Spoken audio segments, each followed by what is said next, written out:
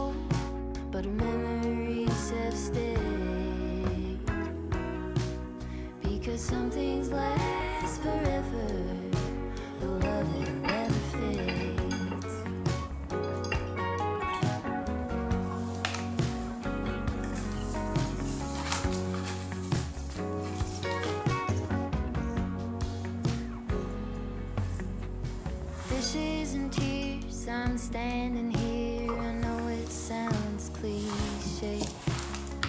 A blanket of this history covers me today. In between the bliss and underneath the ache, in the tenderness, a single thread remains. It's deeper than a sentiment. It's a fierce and holy red.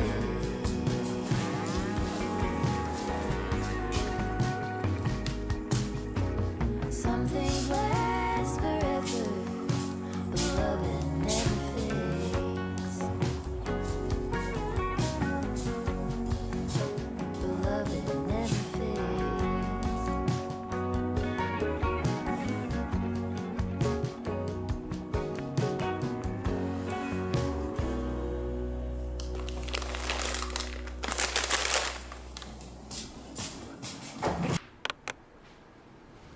こんにちは、えりこです。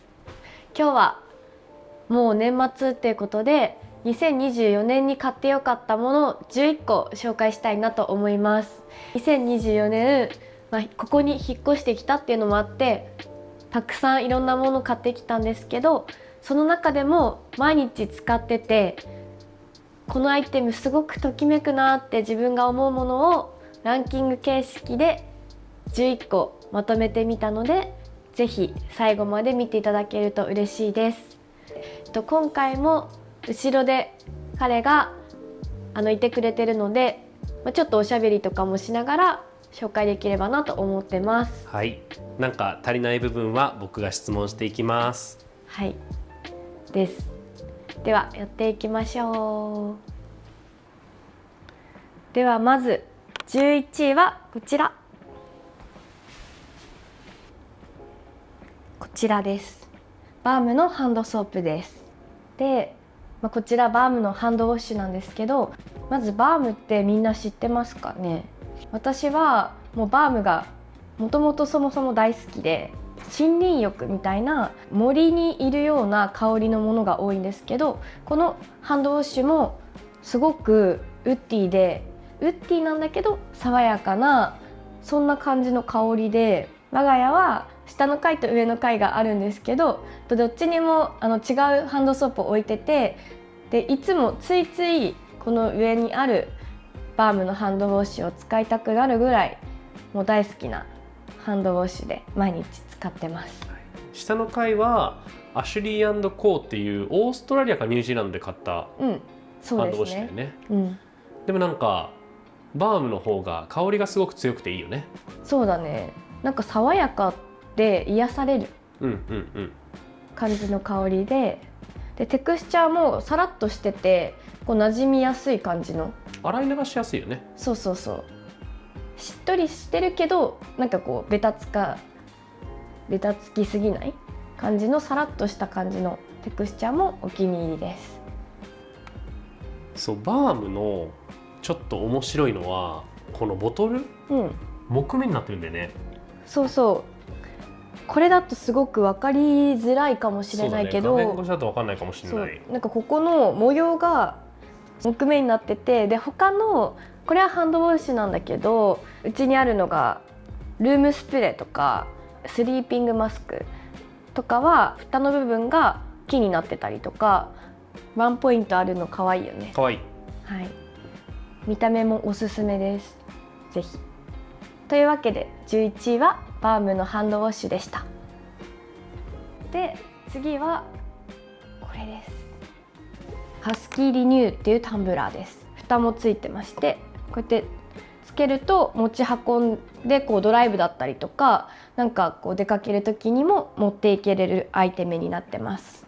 でこれはオーストラリアで購入しました。ハスキーっていうのがオーストラリアのブランドで、私が雑貨屋さんとかオーストラリアの雑貨屋さんに行った時に見つけて、これだと思って初めてタンブラーを購入しました。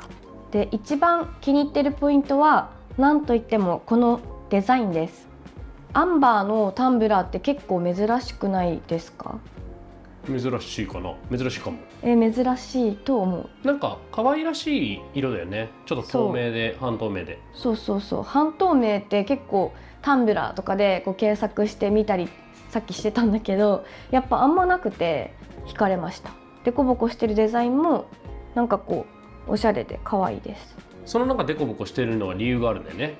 そうで、これあったかいもの冷たいもの両方使えるんですが、あったかいものを持つ時って結構こうスリーブとかがないと暑くて持てなかったりするんですが、この凹凸がある分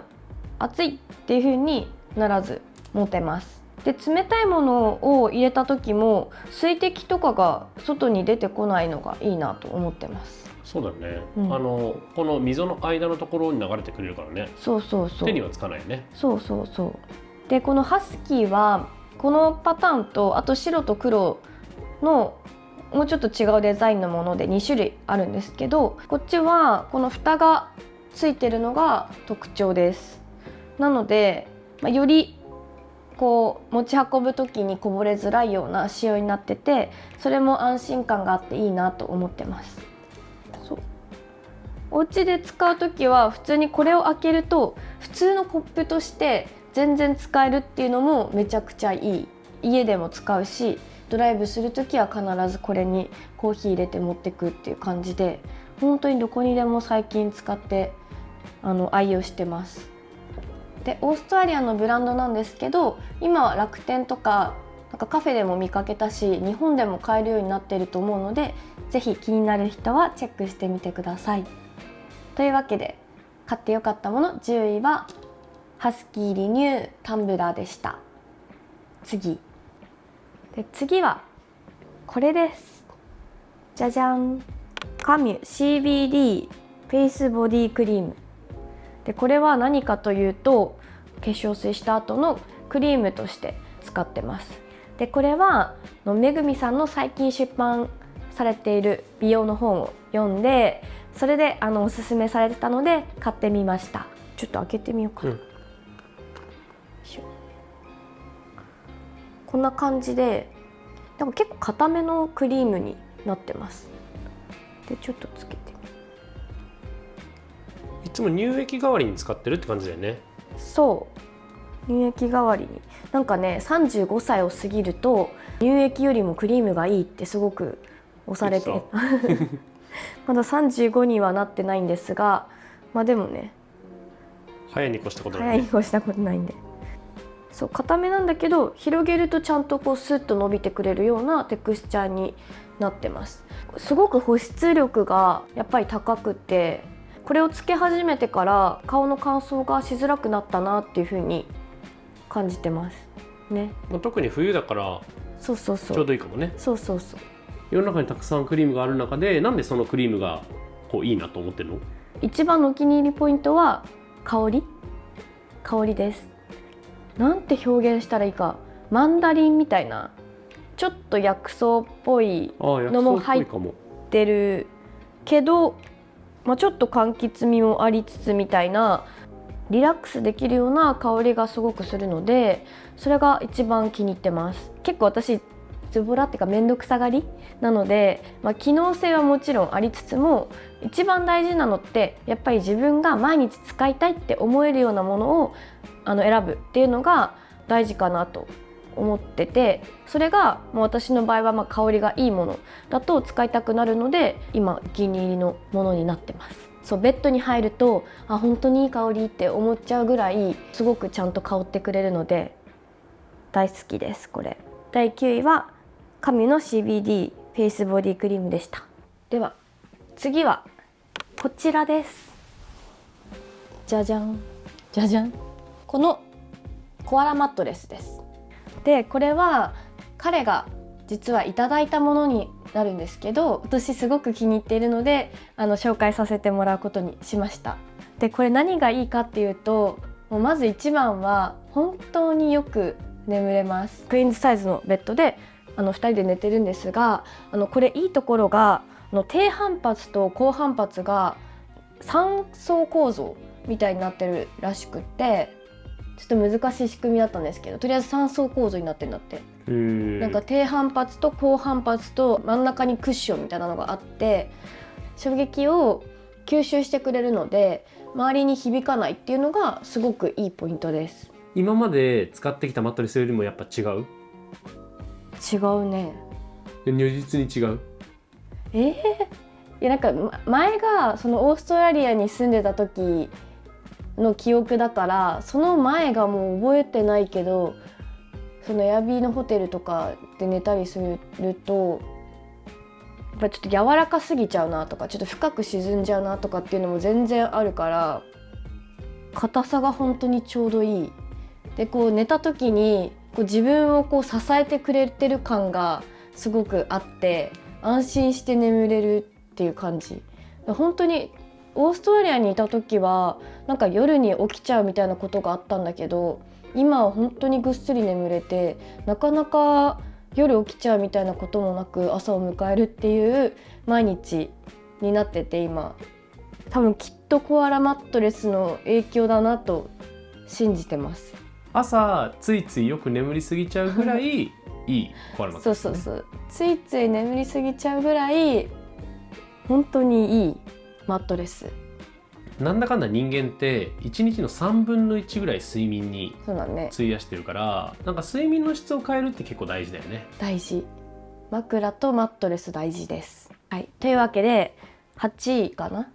8位はコアラマットレスでした。では第7位、こちらです。ハーマンミラーのセールチェアです。自分のワークチェア用に3ヶ月前ぐらいに購入して、そこから毎日活躍してくれてます。で20個ぐらいワークチェアを、いろんなワークチェアを座り比べて、で最終的に2つぐらいで悩んでこれに決めました。お気に入りのポイントは、一番はデザインですね。セールだから旗セールってそういう意味なんだ。セーリングで、そうか、そういうこと。違うかな。そうかも、穂ってことか。穂ってことかな。穂の形してんのかなって思ったんだけど、こういうちょっとねこう反れたこういう感じのウェーブのかかったシェイプだね。そうウェーブがかかっているシェイプと、あとここの座面とかはねなんかカラーがいろいろ選べるんですが、私はグレーにしてます。ワークチェアって結構なんだろうな、ちょっと存在感が出過ぎちゃうというか、いかつい見た目のものとかもあるので、どうしようかなって、インテリアに馴染むのがいいなと思って探してて、これはその中でも比較的普通にインテリアに馴染んでくれるぐらいのデザインと、あと高さもネックレストがない分低いので、そこまで圧迫感なくいてくれるのがいいなと思って気に入ってます。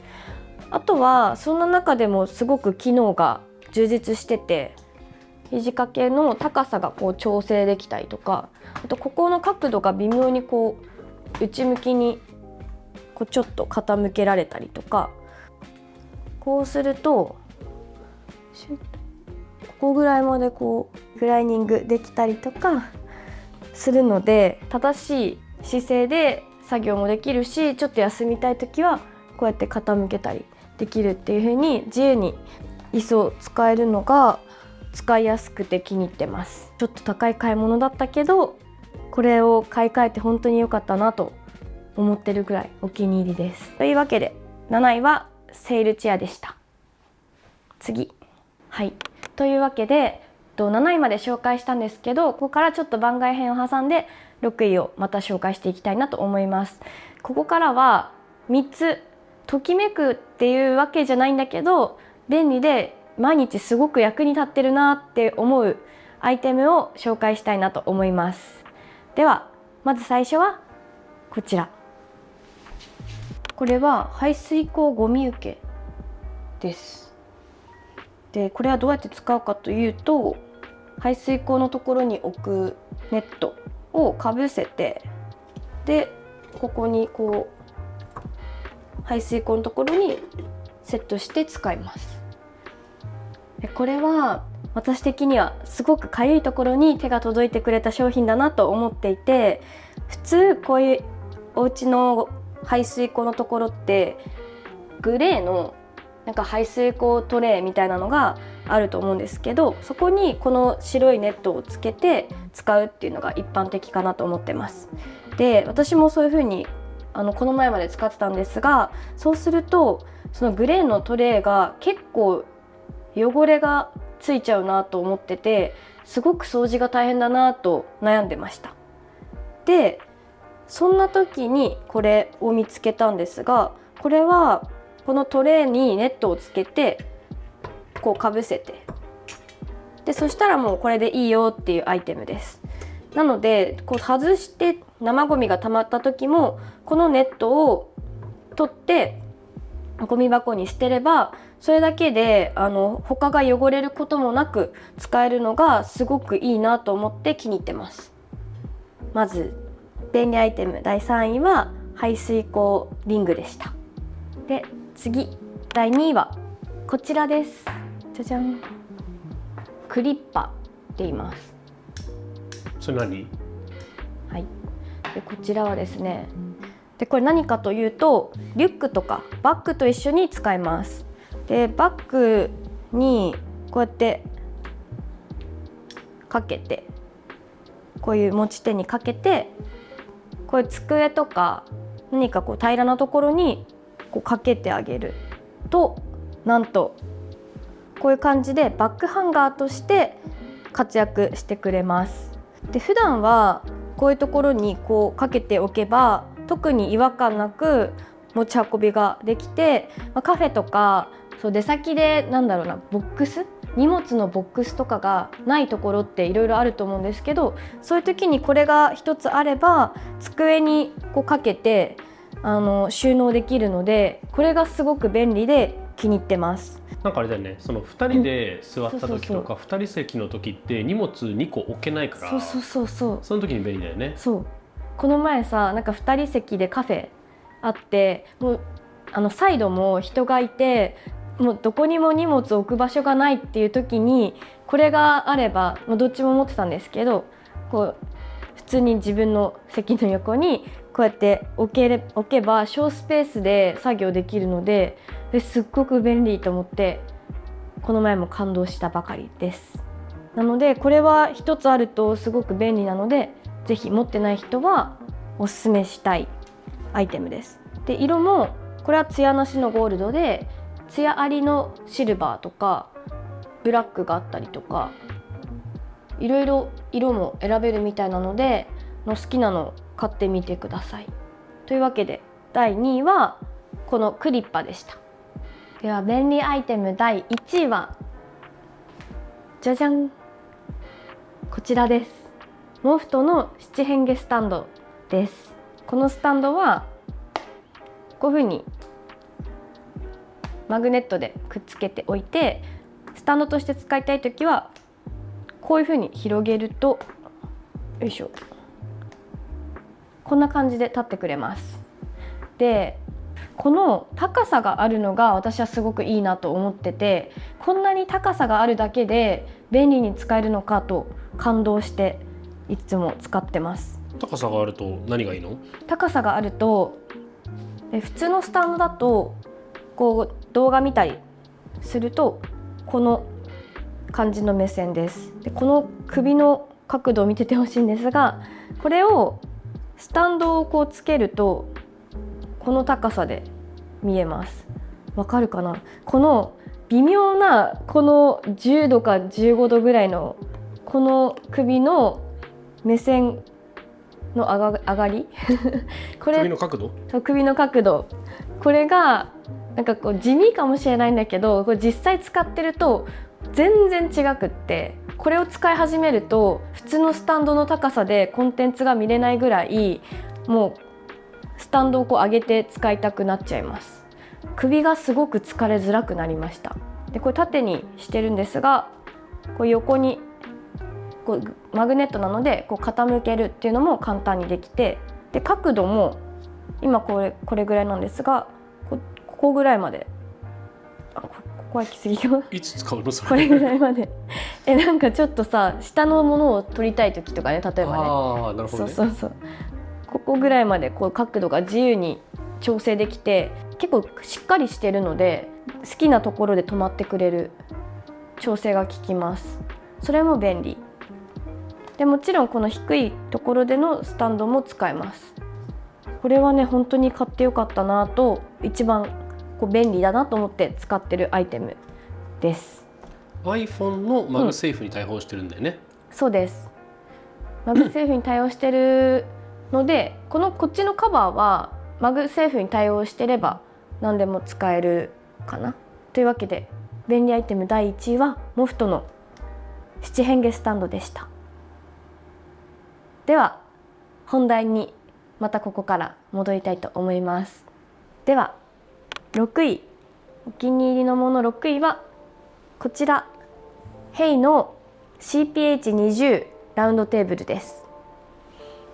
これは新居にここに引っ越してきたタイミングで購入しました。で、これ気に入っているポイントは、いくつもあるんですけど、一番特徴的だなと思っているのがまずこの足が3本足になっていて、こう V 字のデザインになってます。ここがなんか木なんだけどこう触覚こうカクカクってした感じで曲がってるので、こうスタイリッシュにも見えて、そんなデザインが一番お気に入りのポイントです。で、もう一つお気に入りのポイントはこの天板です。これはリノリウムっていう素材なんですけど、カラーがいろいろあって私たちはグレーを選びました。で、グレーってちょっと沈んじゃうかなっていうふうに思ったんですけど、結構このグレーの色を気に入ってます。まずマット感があるので、このなんかマットな素材もいいなと思っているのと、こうグレーだからこそこういろんな色がなんかね、どういう色でもここに置くものが生えてくれるので、それがすごく可愛くて気に入ってます。なんかお皿って白いやつとかさ、そういうシンプルなものが多いけど、そういうのでも結構映えやすいし、そうだね。あと色の濃いものでも意外とやっぱヘイだからか相性がいいよね。相性がいい、使いやすいグレー。そう、使いやすいグレー、ちょっと青みがかっているというか、そうね、くすみっぽい。くすみっぽい。グレーってくすみなんだけどそうちょっと使いづらいかなと思いきやすごく使いやすいカラーでお気に入りです。なんか掃除もしづらいかなと思ったけど意外とちゃんとゴミ、ちゃんと落ちる。意外とちゃんと汚れとか落ちるよね。傷もつきづらいんじゃないかな。あんまりね結構ガシガシ使ってるけど普通に綺麗に保つことができているので持ちもいいんじゃないかなと思ってます。で私たちは120センチ直径120センチのラウンドテーブルを買っててもう一つ小さいものもあるんですが120センチだからこの前8人とか9人来たんですが同じ机を囲えるぐらい大きな広々して使えて、普段はね2人で使ってるんですが大きなフラワーベースを置いても全然余裕で使えるぐらいの大きさなのでこの大きさもなんか広々使えて気に入ってます。なんか大きいけどラウンドだから圧迫感ないのがいいね。そうだね。真四角の机とかだとちょっと圧迫感が出ちゃうような気がするもんね。そんな気がする。というわけで6位はヘイの CPH20 ラウンドテーブルでした。次では第5位。第5位はこちらです。マリメッコのフラワーベースです。フィンランドに行った時にフィンランドのマリメッコアウトレットで購入しました。でこちら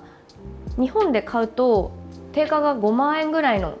フラワーベースなんですけどマリメッコアウトレットに行くとなんか B 級品っていうものが売っていてちょっと気泡が入っちゃったっていうので正規品で売れないものが結構売っていてこのマリメッコのフラワーベースすごく大きさも存在感があって形も特徴的なので可愛いなと思ってちょっと奮発して購入してきました。B 級品なので半額以下くらいで購入できたのでいい買い物だったなと思ってます。でもなんか全然目立たないよね。そこの方なのかなと思うぐらいどこが傷ついてるのかわからないぐらい綺麗なものなので全然気になってない。でも我が家ではこのヘイのラウンドテーブルの上にお花を飾ってやばいちょっと難点はね大きさこの間口の大きさがゆえにお花を生けた時に横にパッて広がっちゃうのでバランスを整えるのがすごく難しいので剣山を買おうかなと今考えてます。剣山って水に沈めてもいいの？いいんだよ。そうなんだ。剣山を買いたいと思っている今。それがあればもう少しこの広がりとかもいい感じに収まるんじゃないかなと思ってて今この溝にねうまく刺してるんだけどね。なんか他にもフラワーベースうちにいっぱいあるけど、存在感が1個あるとアクセントになっていいよね。そうだね。ちょっと小さめの小ぶりのものが多くてあっちにあるやつとかもこれも今まで大きめの花瓶だと思ってたんですけどこれが小さく見えるぐらい存在感があってあんまりこういう大きいフラワーベース売ってないもんね。売ってないねなかなか。もっとシンプルなものだったりとかあんまり売ってるの見かけないのでいい買い物ができたと思ってます。というわけで第5位はマリメッコのフラワーベースでした。次で第4位はじゃじゃんこちらです。イッタラのキビっていうキャンドルホルダーです。これはフィンランドでこちらも購入しました。イッタラっていうのがフィンランドのガラスのブランドで日本にも最近ちょいちょい見かけるよね。青山でもちょっと店舗とかあったりするよね。あったね。北欧雑貨といえばみたいな結構有名なブランドなんですがその中のキビっていうキャンドルホルダーです。見えるかわかんないですがそこにマリメッコって書いてあります。コラボなのかなと思ってます。ちょっとつけてみよう。全然つかない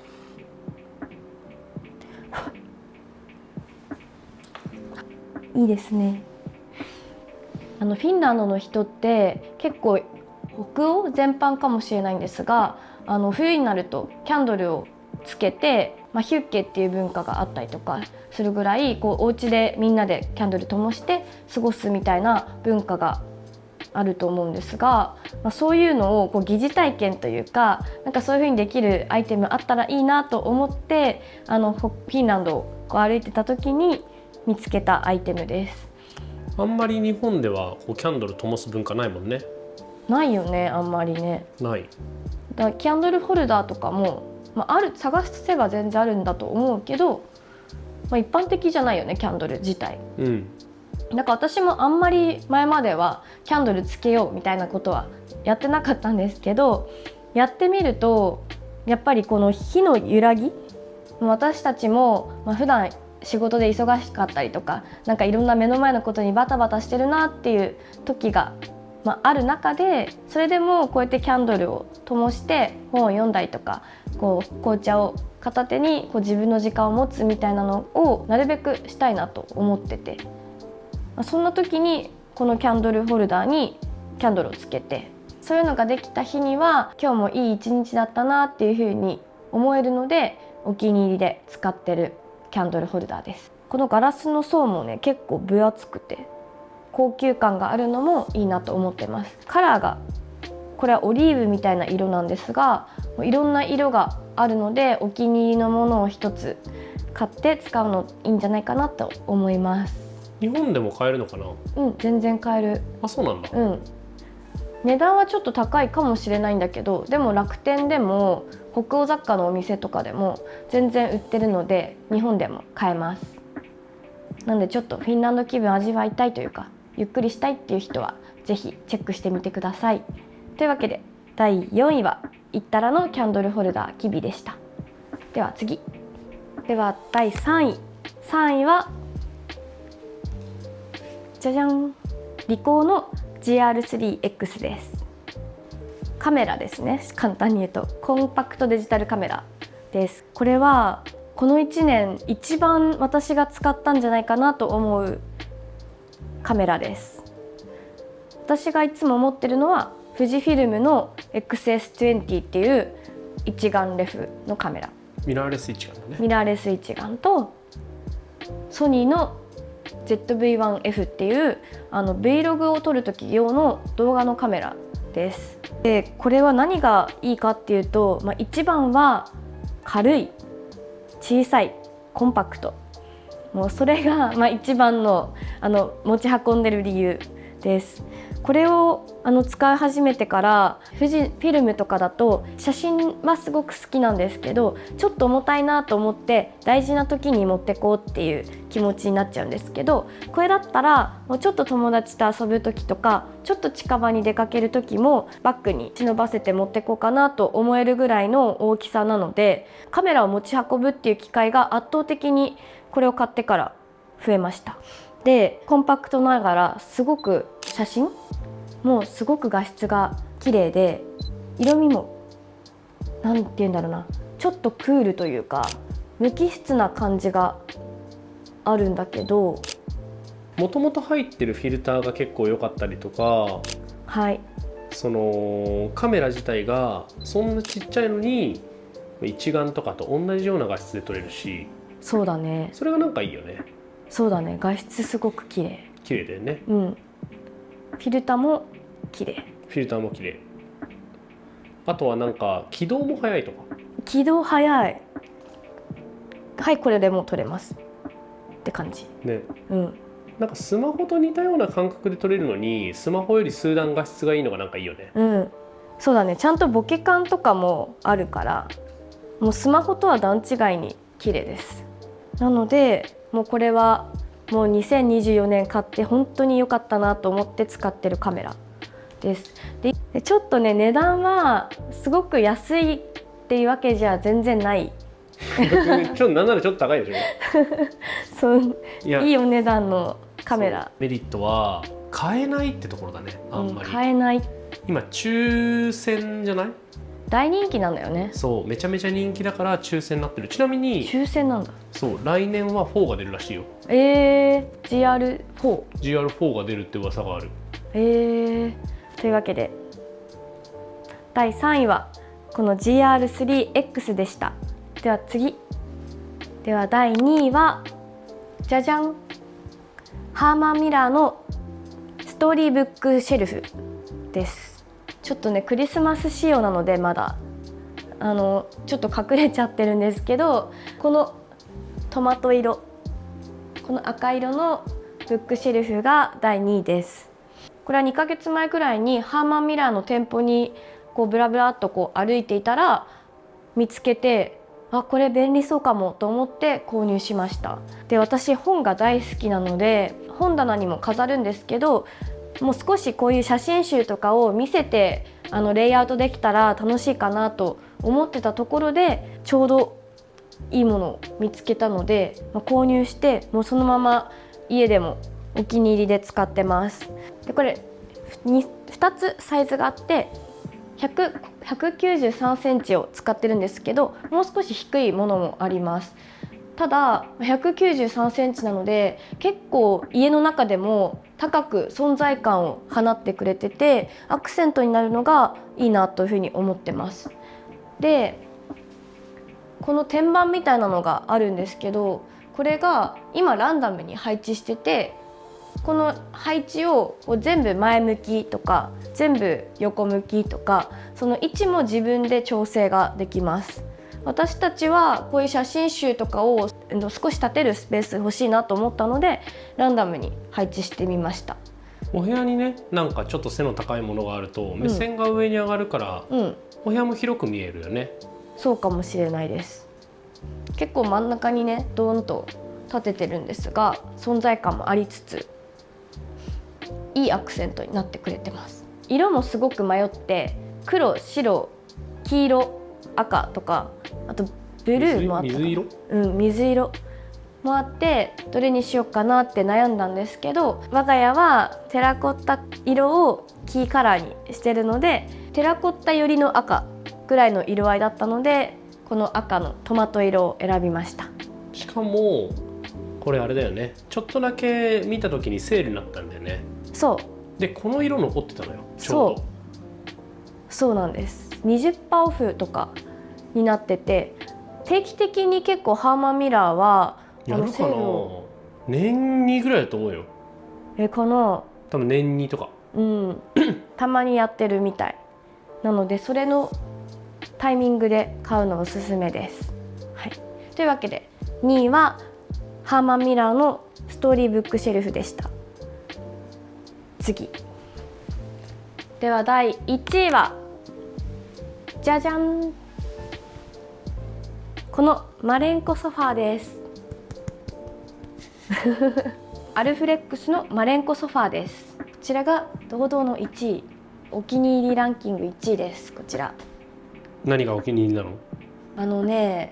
まずフォルムかな。フォルム、フォルムが可愛い。こういう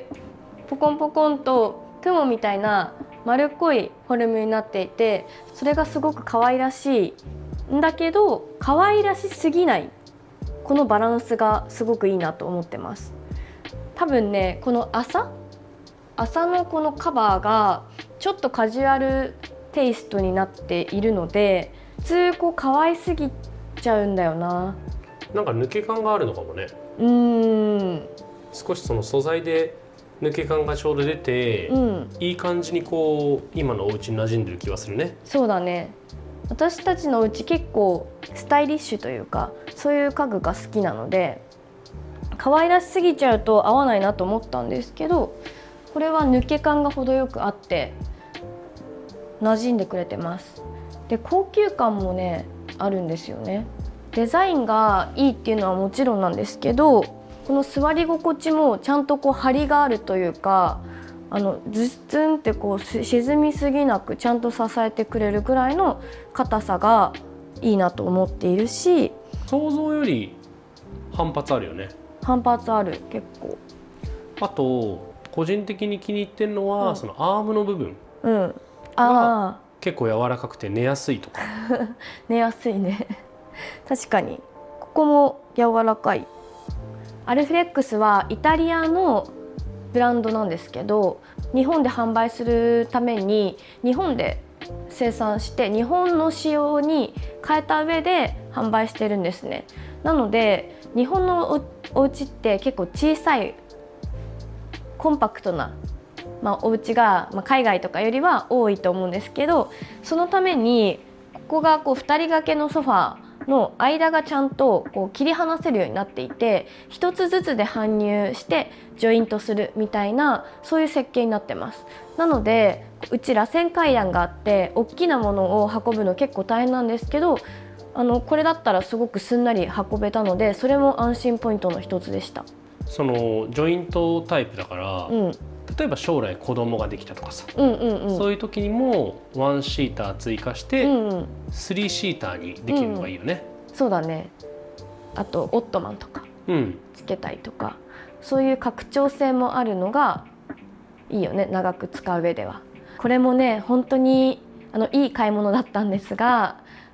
一生ものだねって言っておばあちゃんになるまでずっと使おうっていうのを決めて、2人で意を決して購入したソファーです。というわけで第1位はこのアルフレックスのマレンコソファーでした。はい、というわけで2024年買ってよかったもの11個紹介してきましたが、いかがでしたでしょうか。何か気になったなっていうものだったりとか、そうだ、みんなが今年買ってよかったって思っているアイテムもしあったら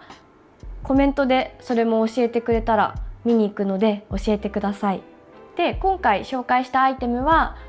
全部概要欄にリンクだったりとか商品名とか全部載せておくので、気になるものがあった人はそちらもチェックしてみてください。では最後まで動画見てくれてありがとうございました。また次の動画でお会いしましょう。バイバーイ。ということでインスタで質問を募集させていただいたんですけれども、100件以上質問を送っていただいて、好きな俳優さんはいますか？好きな俳優さんいます。